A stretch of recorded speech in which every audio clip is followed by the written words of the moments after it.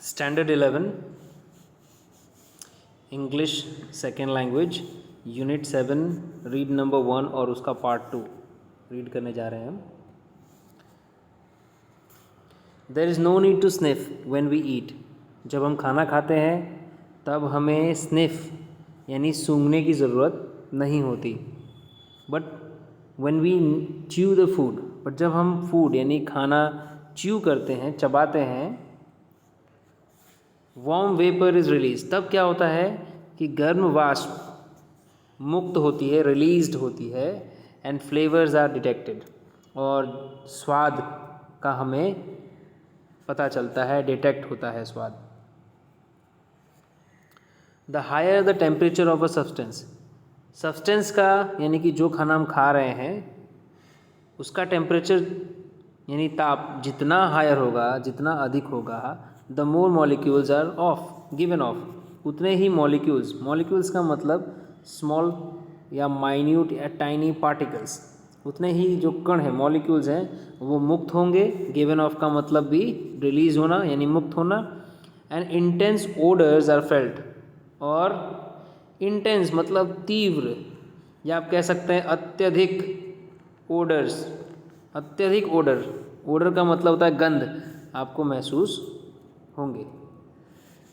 Therefore, इसलिए mummy insist on serving dishes hot, इसलिए mummy कभी भी आग्रह करती हैं, इंसिस्ट करती हैं खाना गरम परोसने की। मतलब मम्मी कभी भी आपको खाना गरम खाने को कहेंगी, ना कि ठंडा खाना खाने को कहेंगी। अगर खाना ठंडा हो जाता है, कहने का मतलब कुछ देर हो जाता है, तो उसे हल्का गरम कर लेना चाहिए, ठीक है, तो उससे स्वाद का अधिक पता चलता है। अब ये पैराग्राफ और भी इम्पोर्टेंट है क्योंकि इसमें अलग अलग तरह के स्मेल की बात की गई है, जैसे इथीरियल है, एरोमेटिक है, फ्रेग्रेंट है, एम्ब्रोशियल है, गार्लिक, बर्निंग, गाउटी, फेटिड, इस तरह के कुछ स्मेल्स का क्लासिफिकेशन आपको मिलेगा देखने को। देखते हैं और क्या है स्टार्टिंग से। The sense of smell is far more complex than the sense of taste. दो चीज़ है, सेंस ऑफ टेस्ट, ठीक है, और सेंस ऑफ स्मेल।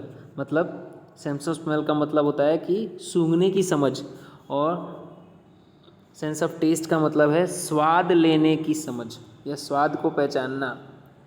इन दोनों में क्या डिफरेंस है? ये जो सेंस ऑफ स्मेल है ये सेंस ऑफ टेस्ट से फार मोर कॉम्प्लेक्स है और अधिक जटिल है, उसको समझना बहुत ही मुश्किल है। It is almost impossible to prepare a table of objects and their standard smells.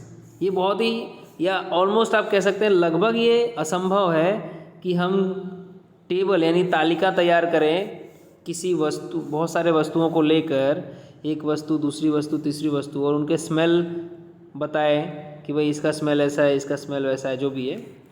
तो एक टेबल तैयार करना अलग अलग ऑब्जेक्ट्स को लेकर उनके स्टैंडर्ड स्मेल के साथ, मतलब स्टैंडर्ड का मतलब है कि उनके जो मानक स्मेल हैं, एक स्मेल निश्चित कर जाता है कि भाई इस तरह की वस्तु है तो इसकी यही स्मेल है, उसको एक नाम दे दिया जाए। तो ऐसा बहुत ही मुश्किल है। क्यों ऐसा मुश्किल है? Mostly there is never only one smell for one object, क्योंकि एक ऑब्जेक्ट का एक ही तरह का स्मेल हो ज़रूरी नहीं है, इसलिए इसकी तालिका यानी टेबल बनाना मुश्किल है। Scientist use the term flavour profile for smells. Scientist smell के लिए मतलब गंध के लिए जो टर्म है, ठीक है, जो शब्द प्रयोग करते हैं वो है फ्लेवर प्रोफाइल। प्रोफाइल का मतलब होता है रूपरेखा और फ्लेवर का मतलब स्वाद।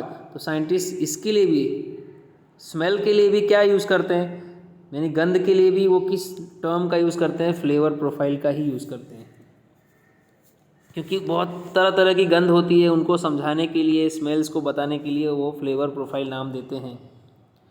They have classified smells under such headings. उन्होंने स्मेल को भी क्लासिफाइड किया है, बहुत तरह की स्मेल्स होती हैं, गंध होती हैं, उनको इस तरह की हेडिंग्स दी है, जैसे एथीरियल है, एरोमेटिक है, फ्रेग्रेंट है, एम्ब्रोशियल है, गार्लिक है, बर्निंग है, गाउटी है, एंड फेटिड है। तो कौन कौन से किस किस तरह के स्मेल्स हैं? एक तो एथीरियल, अथीरियल का मतलब होता है हवाई, वायव्य, ठीक है।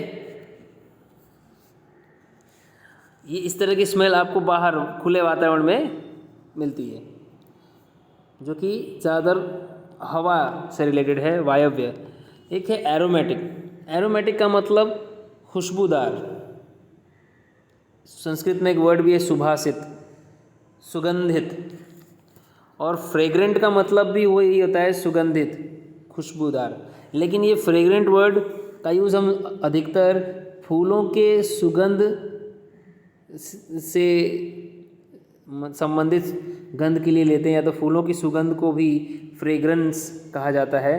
तो फूलों से रिलेटेड जो भी सुगंध की बात की जाए वो फ्रेग्रेंट आते हैं। और एरोमेटिक भी सुगंधित, एरोमेटिक का मतलब भी सुगंधित होता है, लेकिन ज़रूरी नहीं कि वो फूलों से ही संबंधित हो, वो ठीक है खाने से या किसी और से भी संबंधित हो सकता है, जो हमारे मन को प्रफुल्लित कर दे। उसके बाद एम्ब्रोशियल है। अब एम्ब्रोशियल का मीनिंग होता है दिव्य, सुगंधमय, ठीक है। गार्लिक है, लहसुन जैसी सुगंध। बर्निंग है, कोई चीज़ जले तो उसकी जो स्मेल आती है वो गंध। गाउटी वर्ड है, ठीक है। गाउटी का एक और अलग मतलब होता है, पर अगर सुगंध से लें तो गाउटी का मतलब है तीखी गंध, कोई गंध तीखी आती हो वैसी। और एक है फेटिड, ठीक है। फेटिड का मतलब दुर्गंध युक्त, बदबूदार, कोई चीज़ बहुत रॉट हो जाती है, सड़ जाती है या जो भी है। तो ये सारे जो हेडिंग्स दिए हैं उनके अंडर में क्लासिफाई किया है स्मेल्स को, यानी वर्गीकरण किया गया है, बांटा गया है। But this classification is still tentative. लेकिन ये जो वर्गीकरण किया गया है, ये वर्गीकरण है, ये अभी भी टेंटेटिव है। टेंटेटिव का मतलब अभी भी अनिश्चित है, मतलब पूरी तरह से आप कह सकते हैं पूर्ण नहीं है, अनिश्चित है, प्रयोगात्मक है, अभी भी प्रयोग इस पर किया जा रहा है। एंड अनसेटिस्फाइंग है। अनसेटिस्फाइंग का मतलब असंतोषकारक है। कहने का मतलब हम सारे स्मेल को कवर नहीं कर सकते, अलग अलग तरीके के स्मेल होते हैं। इट इज़ बिलीव्ड, अब ऐसा माना जाता है, that each natural order of flavour, कि प्रत्येक जो प्राकृतिक मतलब फ्लेवर का प्रत्येक प्राकृतिक जो क्रम है, is a blend of many smells, वो तो मिश्रण है कई स्मेल्स का, कई गंध का मिश्रण है।